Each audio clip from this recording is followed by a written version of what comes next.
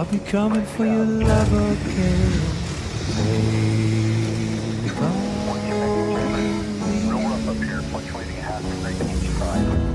take me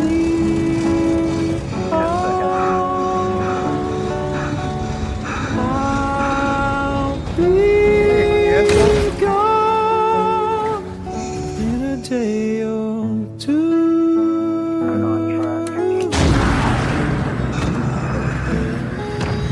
So needless to say, I'm on 10 ends, but that's me, I'm stumbling away. Slowly learning that life is okay, and say after me, it's no better to be safe than sorry, and take on me. Take me home. I'll be gone in a day or two.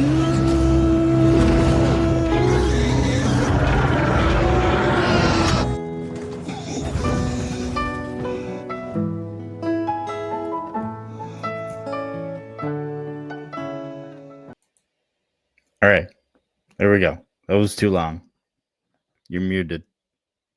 That was way too long, and I'm muted. That was way too long. Copyright claim Now I know what I already. put everyone through my shit. Yeah. Now you know. I couldn't even see it. Oh, really? Oh, shit, the Yeah, whole of course. time? Yeah. I'm just You'll have to listening to I don't rewatch even it. know what. You'll have to rewatch it. Okay, what are we doing? All right. So let's talk about what's really messed up how we watch movies. Director cuts. I think it's ruined movie talk. You and William. Have you I gone to think William and people- talked to him about that? I think people Have you started gone to believing. William's chat and talked to him about that? No, I Well, haven't. you should. But He could I use think an ally in that argument. Everyone over there I- loves director's cut except for him. I think people started believing every movie has a real version locked in a vault. Like the director made a That's not perfect true. masterpiece and the studio butchered it. That's not true. Exactly. That's not how it works. No, but I don't think everyone believes that. I don't see anyone calling for a Madam Web director's cut. Well, it's not And if only any that, movie deserves it got butchered, it's that one. but it's not only that. People expect, like when they hear Expecto reshoots. Patronum. Well, when they hear reshoots, People they panic. expecto Patronum. They lose their shit when they hear reshoots last minute. And what else? Damn, I had another point there.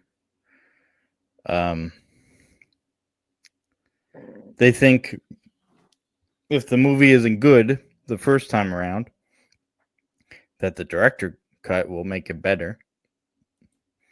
Okay. That's not always the case. The They other don't thing do that is, with Madam Web.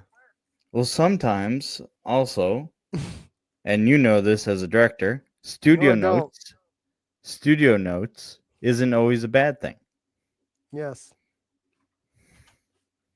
Yes, I do. Yeah. Titanic only worked because studio trimmed a lot of it. I don't know. It's not so much the studio. It's like that's another misconception. It's directors and the producers talk, and usually it's like, you know what? They have a point. I'm gonna do it. And that gets knocked down as a studio note when it was like, no, the director and they were having a discussion and it was decided this was the best decision. It's not, it's I don't know. It's just people assume things and stuff, but what are you Well, gonna I do? mean, the first Iron Man movie didn't even have a script. Jeff Bridges thought they were making a student film. Like, What? yeah, apparently. Heard that. Yeah.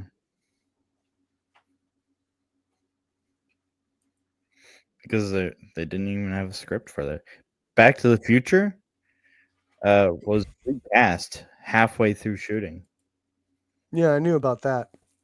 I think it was a little less than halfway. Was it halfway? Yeah, it was halfway. I thought it was like a couple weeks at best or something. Yeah. Lord of the Rings, they were reshooting as the movie was out. Mm-hmm. Jaws, constant onset chaos. Rewrites. Sure. And Star Wars. You know, he was tinkering with that the whole time. Sure. There is for certain movies or even certain directors, time is allotted for on the spot filmmaking. You know, I'm sure there is a negotiation beforehand with certain directors that are like, yo, I know we have to like mark down every single thing in a shoot, every single like, setup and deconstruction and all that stuff, but allow some time for me to like be on set with all these toys and fuck around a little bit and see if I could get something. Allow time. I know we did that. My brother and I did that a lot in our stuff, where we would talk to our AD and be like, when we're doing the schedule, yo, give us a little bit of time just in case, because then also it makes you look good. Like if it's done right, of course, you have to do it within parameters. Sometimes you have to get rid of one scene, or you do a scene faster, or you try to do a scene faster to get it done faster, just so you could get the time allotted. But yeah, it's all like, it's so fluid that there really is no like correct, Well, they say avenue. most There's of just film- like, the correct avenue is like giving the filmmaker whatever they want, and the producer is able to oblige. Don't they also say that most of the film is like the final film is in the edit? Like as they edit the movie, they find the Sure. story.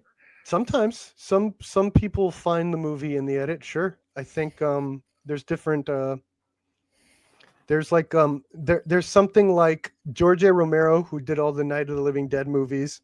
He came from like an industrial documentary like background, where he would do documentaries for industrial plants and shit like that, of how to work equipment and shit like that. And so when he did his Night of the Living Dead movies, it was like, it's very like standard and all this, and he just shoot a lot of shit, especially in Dawn of the Dead. It was just shoot every single idea he had, because the way he arranged it is, yo, let me just shoot in the mall at nighttime when it's closed, and then we will clean up, and then you open the mall. And so again, he's not working with the Hollywood, like the way of like, yo, dude, you have to have your shot list and all this shit. He's just allowed free reign in the mall, and he fucked around a lot, and he experimented a lot. And that's how you got the greatest movie ever made, Dawn of the Dead. And I'm not joking. That is my favorite movie of all time. And there is a spirit of like this movie, like there's like this weird, like this movie's like feels alive because of that, where it's not just, it's not restricted by storyboards. There's other directors that storyboard every storyboard.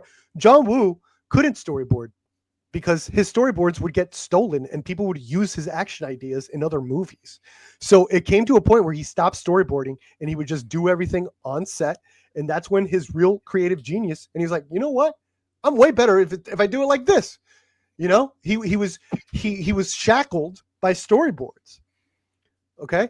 There's other examples too. Spike Lee in the edit, he needs music. He edits to music. He puts the track down and he gets the feeling of the scene through music. And when you see a Spike Lee movie, you feel it. You feel it. You feel that the edit is bouncing with the music. So yeah, there's so many ways. And so like these that's also an easy way to create a narrative with productions that are out of control, right? Because every movie is going to have problems. Every movie is going to be out of control. I think I just heard Fantastic Four is going back for reshoots, and that's being used as a narrative that, oh my God, they don't know what they're doing. You see, it's back to old Marvel again after Thunderbolts. Yeah. It's like people could create narratives because in general, productions are messy, and sometimes it is figuring things out on the spot for the betterment of the movie. Okay. They're not like reshooting because to make it bad, to make it worse. Like the problem is people expect director cuts to be a safety net for bad movies too. I don't know about that, but there's director's cut. I don't even think are a factor yet. Definitely Snyder created a more awareness of director's cut for sure. But like for the most part, there's like certain directors like Ridley Scott. It was like, yo, he gets the director's cut. Like he delivers really long Yeah. movies, and the studios cut them down. So it's like it's Well- warranted. You know, he couldn't. Well, the other thing I was going to mention was director cuts used to be just an extended version of an Yeah. already good movie, like Lord of the Rings. Extended cuts just add to the movie. Yeah. Well, they used to differentiate because like they didn't call Rambo the extended cut. They call it the unrated cut because it actually cut down. They cut stuff out of it while also adding more gore. So it's like they cut some of the dialogue stuff out of there, and it's called the unrated cut. You know, I think that's the way to do it. Yeah. And indie directors, do they think they're untouchable or? Well, indie directors probably have a lot more space to play with. A lot of when a producer, again, and this is kind of the trouble I went through in my MGM production. When producers have like the vision, it's like very scary to go anywhere outside what was greenlit. It's very scary. It is terrifying. You want to stay in the parameters you got greenlit for. With indie, it's like, you know, less money, less like indie. I don't even know what exactly an indie producer is. They're just someone that has the resources to put the movies out there and live by, right? So they are working with their directors in a totally different way, I think, in terms of putting productions together, where I think they are offered the opportunity to really get into the mind of a director and a vision and sort of the intent. Whereas where you stray, when that director strays, they'll go along with it because they're so on the ground versus like the fucking big producers that are cashing like checks this, check that, big sets to deal with versus like putting a production from the very beginning. You know, there's different people to do different things in a studio thing. An indie producer, I assume, has to, you know, from my experience, has to put on a lot of hats that get them a clearer picture. The more clear the picture is, a lot of the times, the more you could allow a stray, because then they already see the picture. What you're asking them to do is follow you over here. You already see this. You already see the vision I have. I'm just asking you to follow me over there, and it's a lot more. It's easier for them, you know, versus like a big studio thing. It's like they're dead afraid of getting fired and all this shit, and yeah, they're not going to follow you anywhere. And probably they didn't even I don't even know if they greenlit it. I don't even know how that works, like what the greenlighting process is, because it's not just like the producer. Like the producer has to take it to the board and all this stuff, and they're getting shit. It's like there's a whole system. I still don't like. There's still a system in there. When I got greenlit for the MGM, you know, Hollywood movie, there's like a whole group of people I didn't get to meet, even though I was in there. And it was like they're saying this. They're saying it's a board about like the script, and it's because they greenlit something. They greenlit a log line and not like a specific thing, and that's where the mess started getting in there. Yeah. We also confuse longer. And that's probably what's happening. That's also what's happening with yeah. Blade. That's probably what's happening with Blade too, by the way. Yeah. They greenlit a log line and not like an actual full on. Well, didn't they greenlight it based on an actor? Yeah. So and that's what I'm saying. They didn't do it from the ground up. Everyone together doing this from the ground up. They thought they knew everyone had the same vision, but as you get down to the specifics, you don't have the same vision, and that's the thing. And that's the thing with I think a lot of fan bases. A lot of fan bases think you guys have the same vision, but when you get down to the nitty gritty, you're not. You're not going to have the same thing. Star Wars isn't going to mean it. May seem like it in a broad sense, but when you start getting down to the specifics, you'll be like, oh shit, Star Wars is actually different for me than this person. Like, Yeah. You know, A lot of people, they just want action sequences, essentially. Sure, I like action sequences, but then I also I like the craftsmanship of putting visual narratives together. So I could see Yeah. something like Andor, and being like, shit, I don't need an action sequence here because everything else is top level. Yeah, the whole movie can't be an action sequence, so like you have to have little moments. I would love for someone to solve that. I think the Raid is pretty close, where it's like it feels like it's just one Yeah. action scene after another, which I loved. Anything could be done. It's just like you got to work it. You got to like, okay, this is how we get this across. This is how we get this across. Like a full on, like something like Gravity, I feel is like nothing but an action sequence too, you know. But they still found little moments to find like the humanity in Sandra Bullock's character and shit. It's just one Yeah. long action sequence. I watched that. It was interesting. I liked it. I The liked it a ending lot. was weird. Yeah, I liked it a lot. I thought it was cool and weird. I like weird shit, but that's what I'm saying. I like when mainstream Yeah. stuff like that gets weird. Do you think also internet culture turned every fan into a backseat director? Yes. I think we've listened to people like Red Letter Media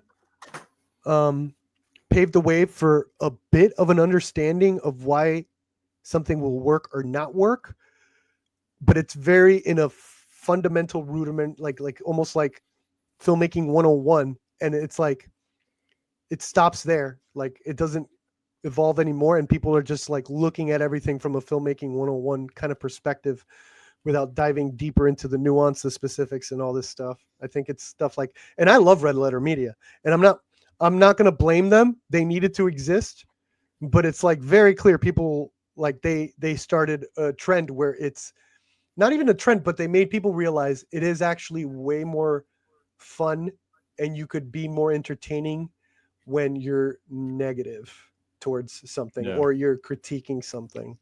It's just people have way more to talk about when it's complaints, right? We could all admit to this to ourselves that a lot of the times when we're talking to even our friends or DMs, it's a little bit of a complaint, right? Yeah. A lot of the times, not every time, but a lot of times, Like can you how- believe this or can you believe that? Yeah. And it's like, yeah, Like how people are obsessed with box office numbers now. So well, yeah, because that's a tangible thing you could actually talk about, like where it's like Yeah. it's very easy. The numbers are right there. You could just relay them. We know how much it cost. Boom, bomb, boom, profit. Yeah. Very easy to decipher. It's like the easiest form, most basic form of like movie talk, in my opinion. It's just well, box that, office. that was the Box other office thing should be a where- tweet. It's just one tweet worthy of discussion where it's just like, this is the box office, good for this movie, good for that. Every once in a while, there's going to be special cases, and that's what makes it like Terrifiers or most of fucking the Minecraft, where it's like you could talk a little bit longer about the box office, sure, because it's interesting and it could lead to new things. I understand that. there's a lot of famous like movies that cult classics that were bombs in the box office. Blade Runner. Well, I always say Godfather, when it was like released, I think it lost the first week to Revenge of the Jellyfish People. Like, like So wow. so the people like, yeah, like they like their garbage then too. Like, Yeah. Iron Giant was technically apparently a box office bomb. Everyone loves that. yeah, I love Iron Giant. Apparently even Willy Wonka was. Yeah. No, there's a lot of bombs. Madam Web, another classic.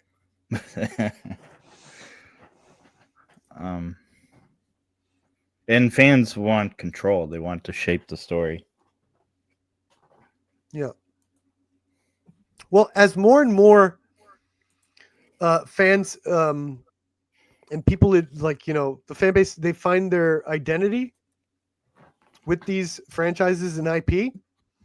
So if that is the case, it seems only natural that they want to be legitimate. And it's like, bro, I made that movie. Like that movie's good because of me, you know, like wanting to be a part of it, you know, and it makes them legitimate. It makes their identity legitimate.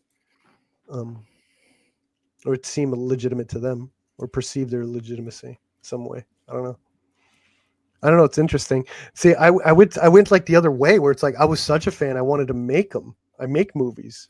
I try to do visual narratives because I'm a fan. I'm not telling other people what to do. I do it myself. And essentially, you know, people like Critical Drinker or Eric July, like in theory, They're making their own stuff. well, Yeah. their actions are correct, just how they went about it. But it's like I did all that without the bitching. Like it's like I don't like what's like it's not that I don't like what's being done. It's I see an avenue, a hole that's not yet plugged in genre filmmaking or in whatever you want to do. I see like an avenue that I Yeah. want to take. And you can I'm- kind of respect that aspect. Yeah, but it's just to hate on it. It's like you learn throughout the process of doing this art shit. It's not cool to be hating on other people that are working on what you're working on because you went through the trials and tribulations and you have a more understanding of the difficulty of the art that you're working in. Do you think Those that's guys why completely skipped that part. And so Well, they do you- got big off wait. shitting off other things. So it's like, it's all like, Do you it's a think mess. that's why those two particular ones that you just mentioned, that's why they've kind of changed their outlook on a lot of newer stuff? That could be it. That could be it where it's like, I don't know. I'm not going to assume anything, but it's Yeah, like, yeah. once you do this shit, it's like you realize, and it's like, I don't know what the intent was because with Eric July specifically, it's like, Well, it feels it's like he's kinda like- LARPing because when you look at like the making ofs and it's like, dude, you're just doing what Hollywood's doing. I thought we were like I thought you had an avenue of like, this is going to be different. And it's Well, like, it's kind of like there's how nothing George- different. It's just Hollywood. You're just When- LARPing as a Hollywood dude with your making After of the and first trailers and all this shit. It's like, all right. it's like after the first Star Wars movie, George Lucas, he got kind of stressed out from making that one, so he moved. He made another director do the sequel. Yeah. Who's the director of Empire?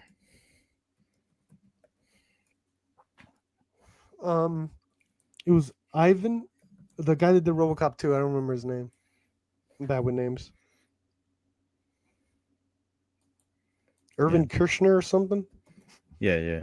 Oh yeah, yeah. I'm so Yeah, bad I think with that's names. how you pronounce it. Yeah. But yeah, he was completely stressed. Like there was, I think there was a story that he might have almost had a heart attack or something. Mhm. Filming that, it was that stressful. Yeah. Making that film. Yeah, and it doesn't it seem like a breeze, like it just flows. It's like people Yeah. like for a movie to be good, like it has to like people have to fucking work their asses off. It's hard, but you know, and it's like that when you see a movie, it feels when you see something like Empire Strike Back, it feels effortless. It feels Yeah. It feels like it just like of course this is a story. It was supposed to be this way.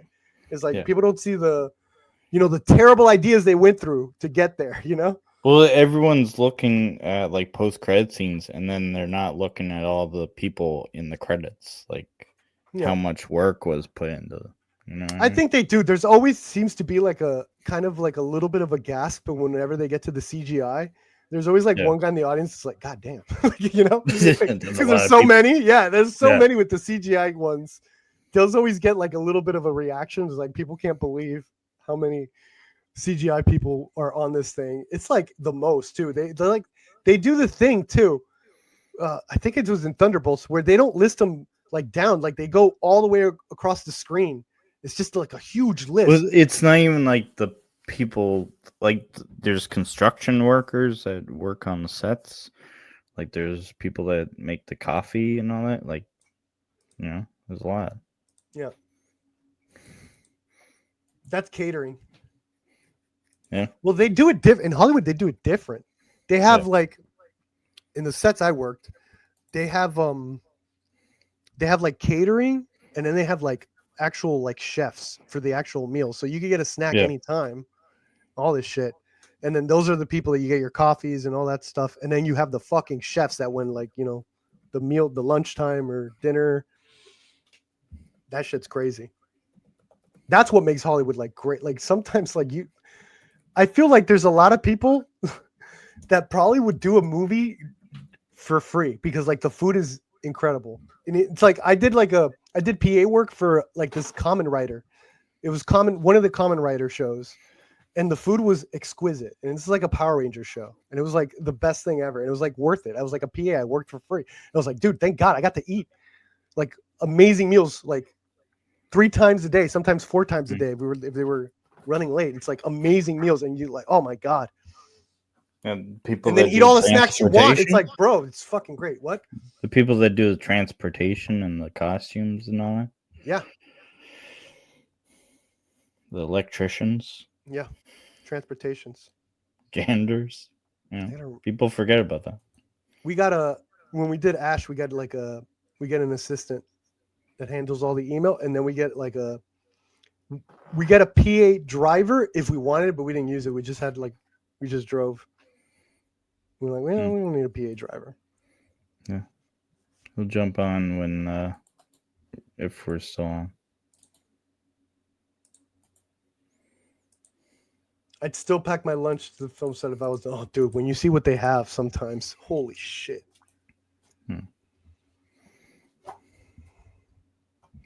Holy shit. And those aren't even. It's not even like, I don't even know what the snack people are called. I think that's catering too, and I don't know what the chef people. It's like two different groups that handle like food and shit. It's crazy. What do you think the real reason why some movies feel bad, like they're really badly made, if all this work is put into them? Like who does that fall on?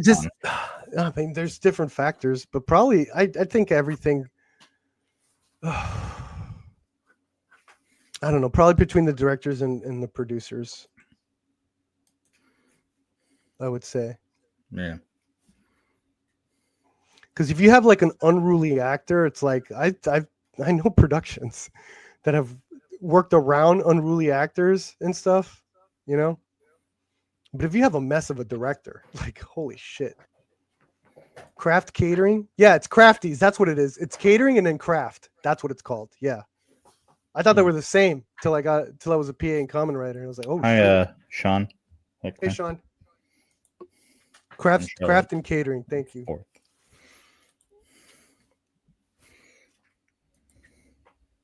Yeah, this is an actual show now. Always was. Yeah, always was. For you. For you. It's an actual show for you. For me, it's what about Saturday. the myth of perfect scripts? Like I said earlier, how Iron Man, there were no scripts.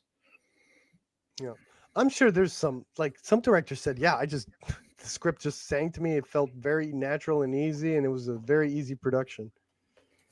You know? Well, I mean, back to Star Wars. I mean, people read that script and they're like, "What the hell is this?" And then the end product was great. So, well, someone believed in it. He got money for it. He got to do it. Yeah. Well, I think what really helped was he got that artist to draw out his ideas.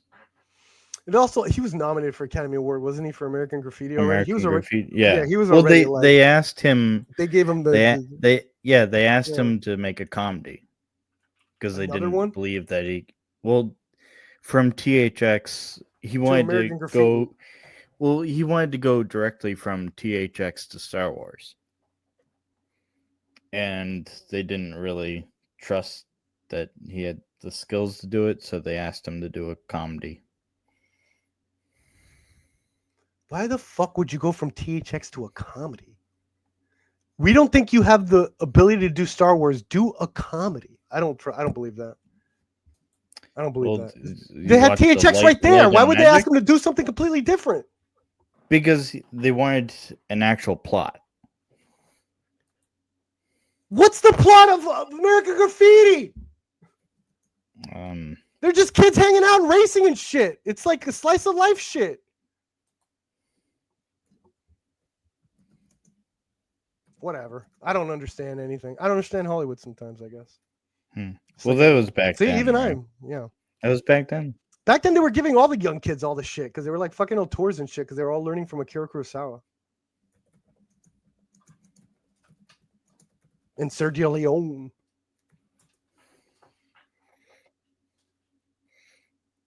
Yeah, so it was because Star Wars sounded way too weird to the studios.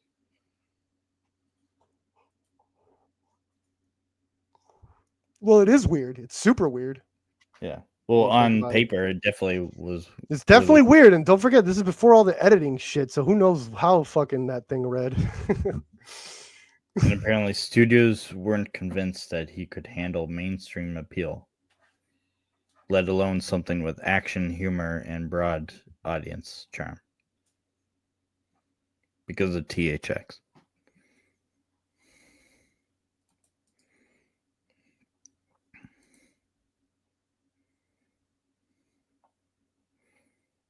And they were probably, well, not probably, I said they were much more comfortable with a low budget, music filled coming of age movie than some weird space opera. Because you gotta remember 2001 Space Odyssey was the only like major sci fi movie that they had.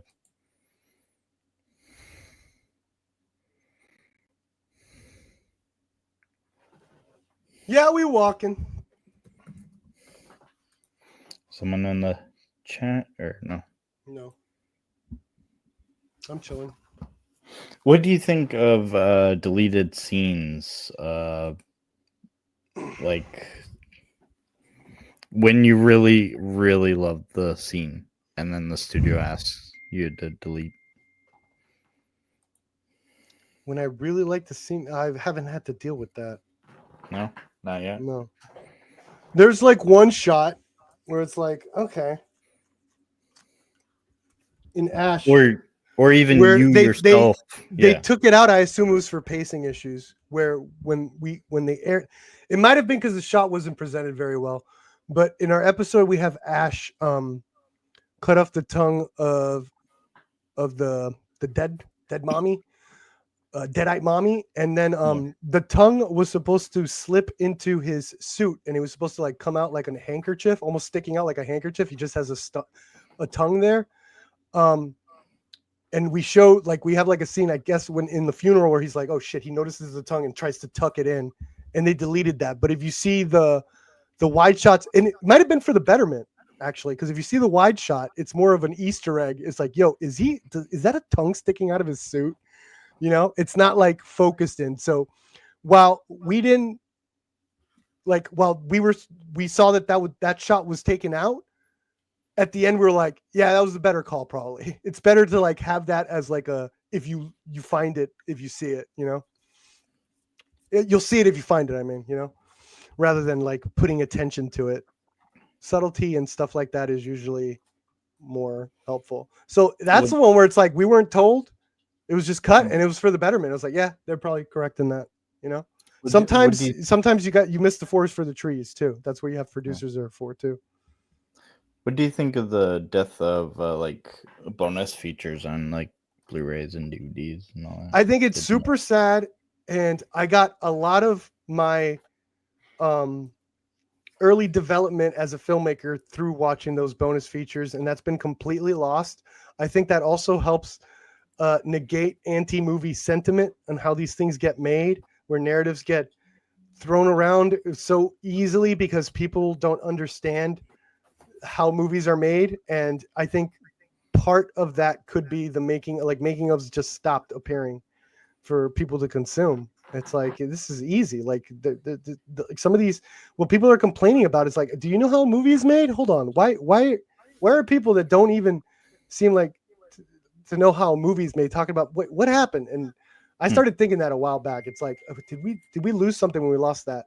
All the DVD special features, because I know I gained a lot of knowledge from them, and I would answer today, yes, probably. It seems like it, and we need them back.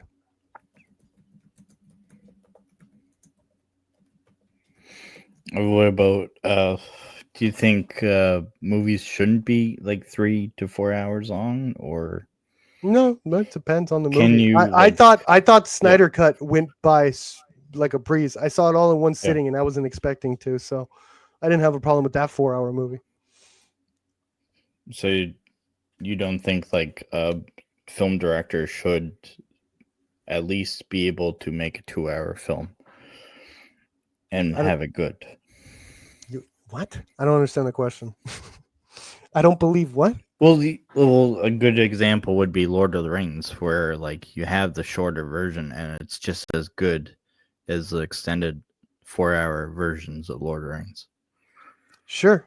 I mean that seems like that's a business decision to try. It's like, yo, and something that Peter like absolutely agrees with, probably, like, where it's like, yo, you're gonna make this more than 3 hours? Come on. And he's like, yeah, you're right. We're trying to get this in theaters. Like, yeah, those are discussions. That's not them like adhering to a studio or anything. But the fact that they can make a movie that's short just as good, you know what I mean? Sure. I think yeah. I mean, he was allowed to breathe where he wanted to, and it still got the main parts across. There is like a lot of movies, like the Ridley Scott one, The Kingdom of Heaven. I was not a fan of the original movie, and I think the director's cut is one of my favorite Ridley Scott movies ever. So it's like that alone always gives me the argument for a director's cut, because it's like, oh, if we could get something that good, I will never pass on that opportunity for other filmmakers to show, like, yo, I could, this was this is the original intent, or this is the original vision that I thought was good, and I would like to see that. And also, a lot of these channels, they don't realize that watching 5,000 movies doesn't mean you know how to make one. Sure.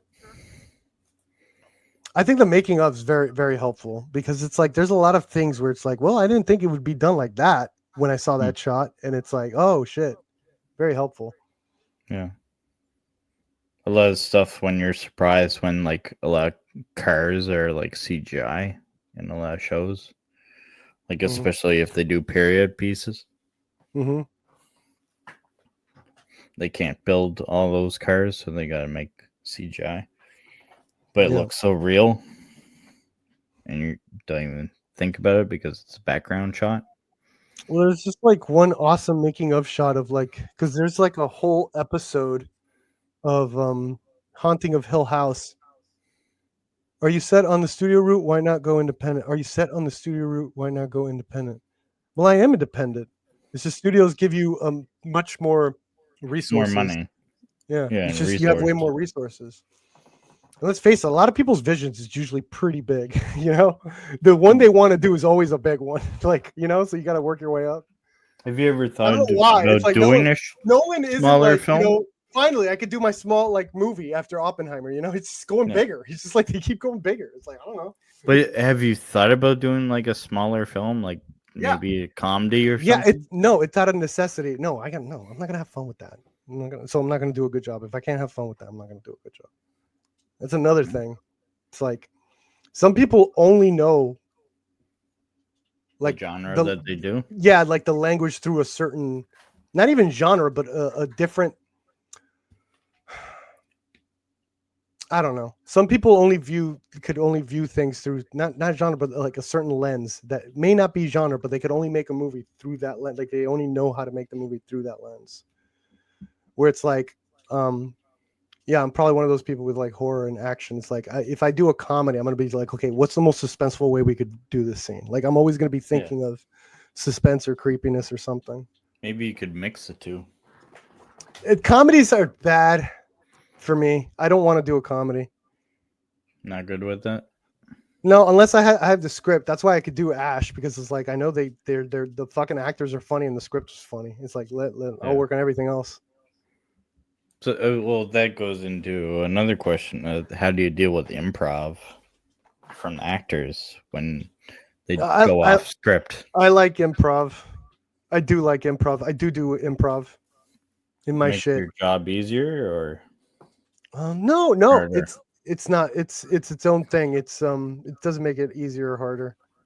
It's its own thing where it's like it's just getting options. It's just I see it as just more options.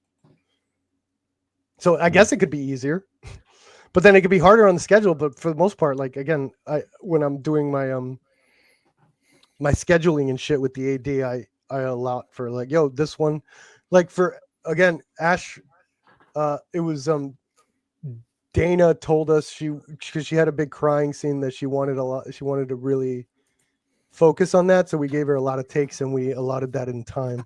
Where we're like telling AD like we're gonna be here for a little bit longer than we should be, for the sake of our actor, because she asked for that and we wanted to, we're pro actors, so we do stuff. So like, and that's another thing that's the thing, right? Again, everything is a negotiation. It wasn't like she was forced to do more, or like they forced her to get it right or anything like that. It's like, okay, we'll of course we want to give our actors the best space possible to do the best performance. She's asking us, can we spend a little time on this one? And we did it, right? That also gives us like, yo, Dana, can you do this in this scene? Give her like some suggestions. It's like a give or take, where we start like trusting each other. She trusted us to give her the time, and we did it, and she was very happy with it right afterwards.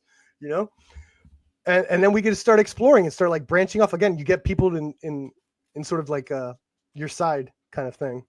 Try to say you're there to support everyone, not tell everyone what to do. Do you think costumes in movies have gotten lazier or no? Costumes in movies, no. I They're think not as iconic, no. Like say Alien, RoboCop, stuff like that. Beetlejuice. Well, I'm gonna have a hot take for this one. Okay. I think because at least in genre, costumes for men may be getting harder because we've seen a lot of variety. But because when I look at icons and costumes for women characters, they've really got a bump up with, and not so much as like glamour stuff. It's like what Drew Barrymore's fucking long yellow coat in The Substance, and her glasses and her gloves, like that became like kind of an iconic costume. And it's very simple. It's not like a Victorian Poor Things, which is like what everyone says. Oh yeah, that's the costume, right? We're seeing stuff like even Pearl, her red dress seems like it's like its own thing. I think now maybe the emphasis now is we're being more fascinated, or our attention is on like women because they're able to hold space. I've seen it. Yeah. Hold space in these genres where it's like, it feels more fresh. So we're like, we're connecting with that more, where it's like, yeah. Drew Barrymore looked awesome in The Substance. That's iconic. Fucking Maxine and all that shit. Pearl. Could it also be like a time thing? They're trying to make it quicker to get into this costume and all that, instead of having to no 5 hours in makeup and shit. Because if they're doing it to get quicker, they're still doing it with quality. Don't forget, all these costume designers, they have pride in their work. They're not trying to just slap it together.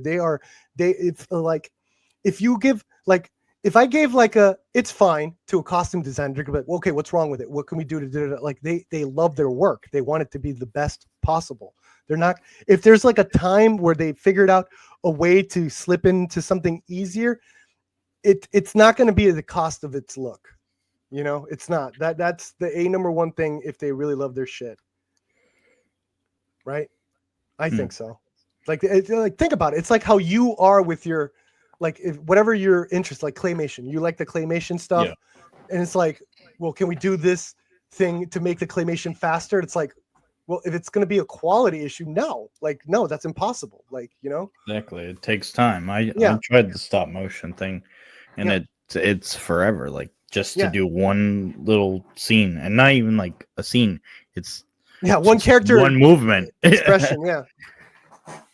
Yeah. And so like that's how everyone treats, like the costume people love costumes. The DP loves lighting and cinematography. Like they love, like, dude, like one of the people that were so on point for Ash vs. Evil Dead was the prop guy. Like the way he was in the monitor and he would talk to like his people was like, okay, let's get the dish to the left, more to the right. Like they were placing these dishes in the kitchen so perfect, and like this dude was so locked in, and this is the prop guy. And he loved his job, and he was like so excited to be working on a coffin and all. Like these people, like, you think the YouTube passion, like fans are passionate? It's like, dude, these guys are such fans. They fucking work there. Like they're worked their asses off to get there. You know, Mm. it's like it's Yeah. crazy. It goes a little bit unappreciated, I think. How much people care about their craft in these works. You know, it's like and it's like say no one cared in the Acolytes. Like I trust me, bro. The way these guys cared about Ash, and this is fucking Star Wars. Get out of here. All those people cared. Every single one. Way more than you could imagine.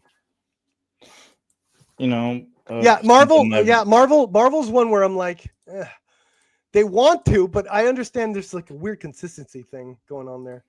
They got some of them. They're getting better, but like that Thor shit, whatever was going on in the Thor land, that plastic look needed to go so quick.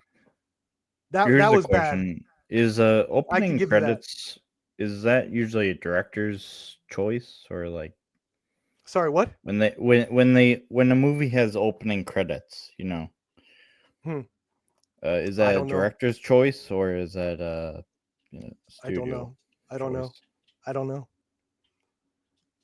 I have no idea. We worked under a TV show and we were in pre-production for the movie. Yeah. I don't remember if we had an opening credit sequence.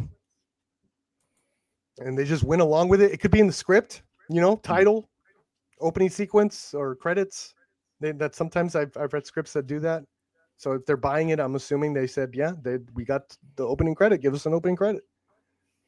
That stuff has changed over the years. Like early 2000s, it was all that like sci-fi-ish, you know, the Spider-Man's opening credits and X-Men.